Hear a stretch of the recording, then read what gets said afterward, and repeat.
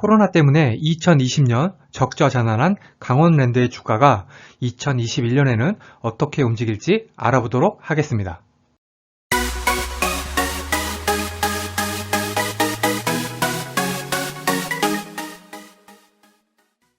오늘 소개해드릴 종목은 국내 유일의 내국인 출입 가능 카지노를 가지고 있는 강원랜드입니다. 강원랜드는 호텔이나 콘도, 스키장, 골프장 등도 운영을 하고 있지만 카지노 매출이 90% 이상을 차지하고 있습니다. 카지노라는 고정적인 매출이 보장된 기업이지만 코로나로 인해서 영업이 중단이 되면서 영업 적자가 지속되고 있죠. 덩달아 주가도 많이 떨어져서 아직도 코로나 이전 시점을 회복하지 못한 상태입니다. 주가는 4월 2일 기준으로 25,350원인데요. 오늘도 주가 변동 없이 25,350원으로 마감했습니다. 52주 최고가는 27,400원, 52주 최저가는 18,300원입니다. 외국인 지분율은 21.64%네요. 매출액은 원래 꾸준히 증가를 하다가 2020년에 코로나 때문에 3분의 1 토막이 났습니다. 21년도 완전한 영업이 어렵기 때문에 2019년 수준으로 회복은 불가능할 것으로 전망을 하고 있네요. 하지만 이 리포트에서는 2022년에는 코로나 이전 매출로 회복할 것으로 기대를 하고 있습니다. 오늘 살펴볼 증권사 리포트는 유안타증권의 박송호 애널리스트의 이해관계자들과의 상생 경영입니다. 이게 상생 경영이라 그러면 이게 주가와 무슨 관계가 있지? 라고 생각할 수도 있는데요. 그럼 한번 같이 보시죠. 먼저 강원랜드는 공기업인 만큼 공공성을 매우 중시하는 기업입니다. 우선 지역사회의 경제 부흥을 위한 재원을 조성하기도 하고요. 지역 고용 문제도 해결하고요. 그 다음에 지역 소상공인하고 경제협력도 하고 있는 등 다양한 지역 이해관계자들의 니즈를 충족시키고 있습니다. 그리고 불법 도박도 양성화시키고 도박 중독 치료도 열심히 하고 있습니다. 강원랜드가 이렇게 단기 실적 부양에 집착하지 않고 공공성을 유지하는 이런 측면이 페트법 시효 만료나 신규 카지노 오픈 리스크를 줄여주는 보호막 역할을 한다는 것이 이 리포트의 메인입니다. 페트법을 좀 더 살펴보면요. 강원랜드가 내국인 카지노 영업이 가능한 이유가 바로 이 페트법 때문이었는데요. 이 페트법이 시효가 원래는 2025년이었습니다. 이 2025년이 지나게 되면은 이제 강원랜드가 외국인 전용 카지노로 전환될 예정이었죠. 당연히 이 페트법 시효 만료가 강원랜드 투자의 가장 큰 리스크 중 하나였습니다. 그런데 최근에 이 페트법 시효가 2025년에서 2045년으로 연장이 되었죠. 이게 바로 강원랜드가 지닌 공공성 측면에서의 보호막이 역할을 한 걸로 보고 있는 겁니다. 저도 상당 부분 동의가 가는 것이 만약 강원랜드가 외국인 전용 카지노가 되고 다른 내국인 카지노가 생겨버린다면 강원랜드 인근 지역에 가해질 충격이 크기 때문에 쉽사리 그런 결정을 내릴 수가 없었겠죠. 그리고 여기 ESG라는 용어가 많이 쓰이고 있는데요. 환경, 사회, 지배구조의 머리끝자를 딴 단어인데요. 이런 친환경이나 사회적 책임 경영, 그리고 지배구조 개선 등을 통해서 기업이 지속적으로 발전할 수 있다는 철학인데 강원랜드가 이런 철학에 딱 맞는 기업이라는 것이죠. 그리고 강원랜드는 순이익의 절반가량을 이제 배당을 주고 있는데요. 그 주주 중 51%가 공공주주들입니다.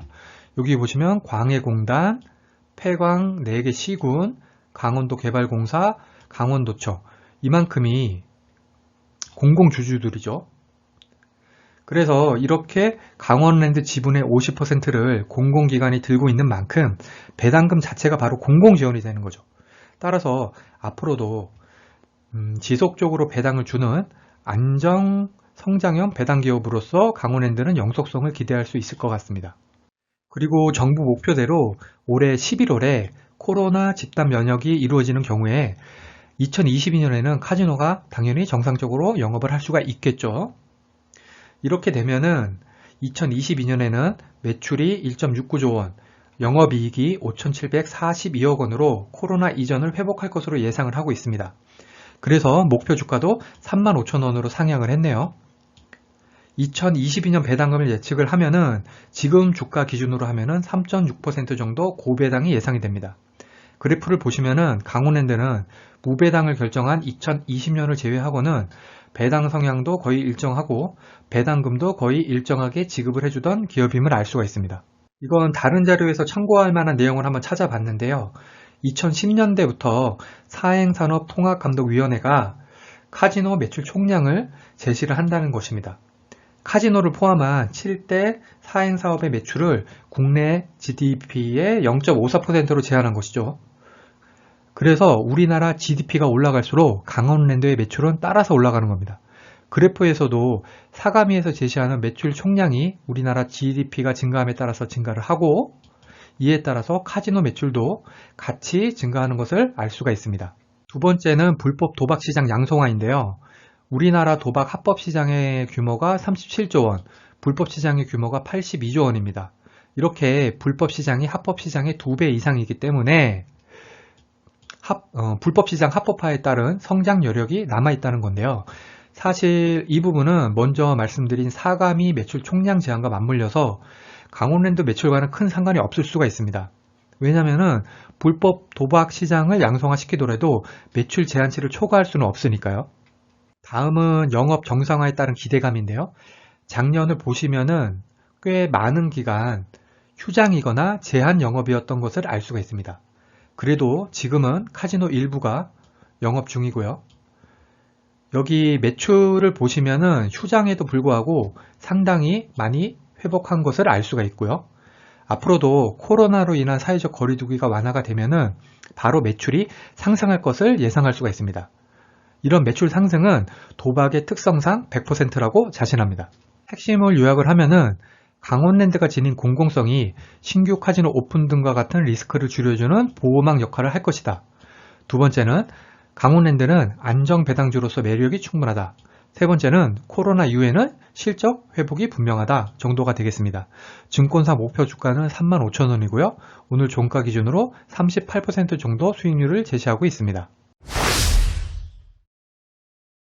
뉴스를 보시면 먼저 연합뉴스인데요. 강원랜드 의료 종사자 등의 콘도 호텔 사천실 기부라는 기사네요. 의료 서비스 종사자, 소방관, 취약계층 등의 2021년에 하이온 객실 나눔 프로그램을 운영을 하네요. 3년간 거의 10억 상당의 객실 나눔을 강원랜드가 했습니다.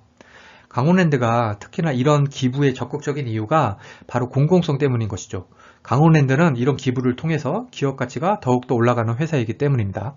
두 번째 뉴스는 강원랜드 때문에 힘들다. 최승준 정성군수 정총리의 지원 요청이라는 기사입니다. 강원랜드 매출이 감소를 해서 정성군의 세입이 부족해지자 정부 차원의 특별 교부세 지원을 건의를 했네요. 이 기사에서 보듯이 정부에서도 이런 이유 때문에 쉽사리 강원랜드의 독점적인 지위를 뺏을 수가 없는 것이죠. 마지막으로 차트를 보시죠. 아직 코로나 여파 때문에 주가가 코로나 이전 시점을 회복을 하지 못하고 있습니다. 분명한 점 한 가지는 영업 정상화가 되면은 반드시 매출 회복으로 직결될 것이라는 것이죠. 이에 따라서 주가도 반등을 할 것이고요.